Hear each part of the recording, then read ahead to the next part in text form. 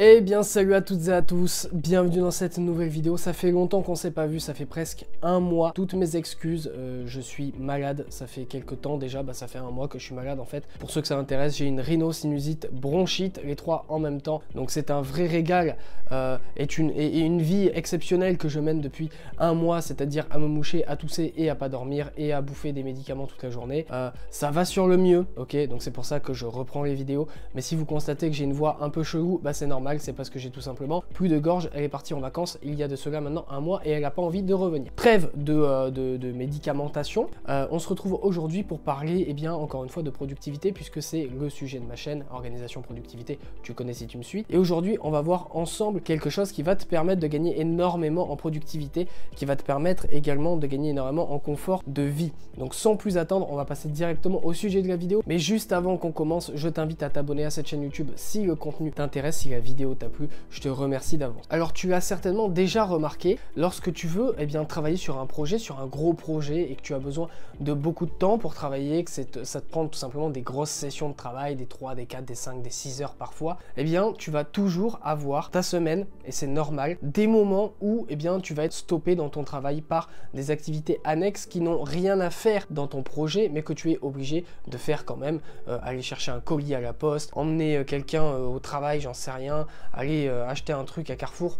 Toutes ces choses-là qui au final sont obligatoires, que tu es obligé de faire dans ta journée, dans ta semaine, mais qui vont tout simplement te couper dans ta productivité puisque ça va intervenir à des moments pas forcément très pratiques. Si ça arrive en plein milieu de l'après-midi et que tu avais prévu de travailler toute cette après-midi sur ton projet, forcément ça va te couper et une fois que tu es coupé, te remettre au travail, ça va te faire perdre énormément de productivité puisque tu vas avoir du mal à recommencer, à re-rentrer dans ta concentration maximale. Donc ce que je vais te conseiller de faire dans cette vidéo, ça va être très simple au final. Ça va pas être une vidéo très compliquée, ça va être d'essayer au maximum, parfois c'est pas possible évidemment, mais au maximum de compiler toutes ces choses-là ensemble, que ce soit dans un contexte, on va dire, pas le plus optimal possible, mais ce sera toujours mieux que rien, d'essayer de les compiler par petits blocs à différents moments de ta semaine, d'essayer de te débrouiller pour trouver des moments où tu peux faire 3-4 de ces actions-là qui sont obligatoires, mais qui sont pas intéressantes et qui vont te couper dans ta productivité, t'essayes de les mettre par bloc, à un moment donné, le lundi après-midi, tu fais tout ton après-midi où tu vas faire ces choses-là,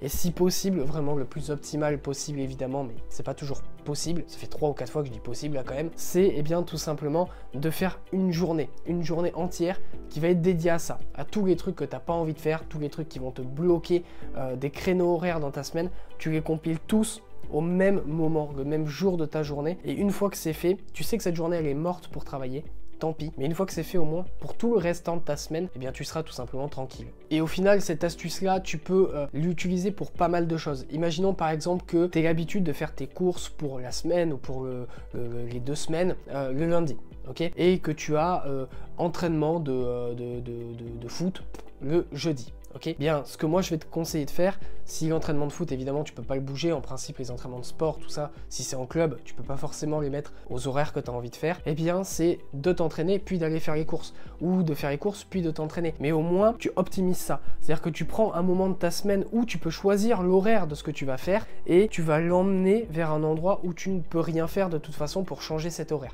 Comme ça, tu vas pouvoir faire des blocs. Et ensuite, quand tu vas revenir pour travailler, peut-être que du coup, ton mardi ou ton lundi, grâce à cette stratégie-là, tu auras absolument rien à faire d'autre que travailler. Ça va te permettre vraiment de dégager au moins 3 jours par semaine, vraiment au moins, où tu es sûr et certain que tu n'as rien à faire d'autre que travailler.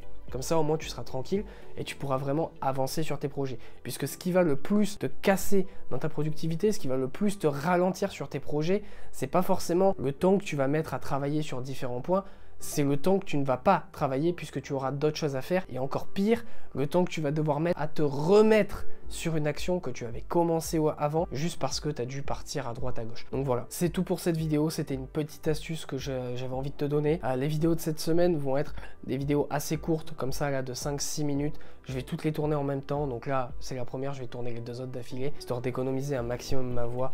J'espère vraiment pouvoir recommencer à faire des vidéos comme il faut. À partir de la semaine prochaine, ça commence à aller un peu mieux. Donc voilà, je suis encore une fois sincèrement désolé et croyez bien que je suis le premier que ça saoule de pas pouvoir faire des vidéos, mais voilà, bon, j'ai préféré prendre soin de ma santé et éviter de vous faire des vidéos pourries parce que je vous garantis que si là vous trouvez que ma voix elle est un peu bizarre, Croyez-moi, il y a une semaine de ça, voilà, hein, vous m'auriez même pas compris.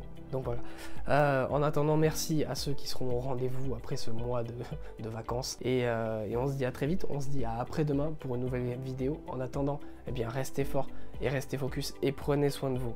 Tchuss.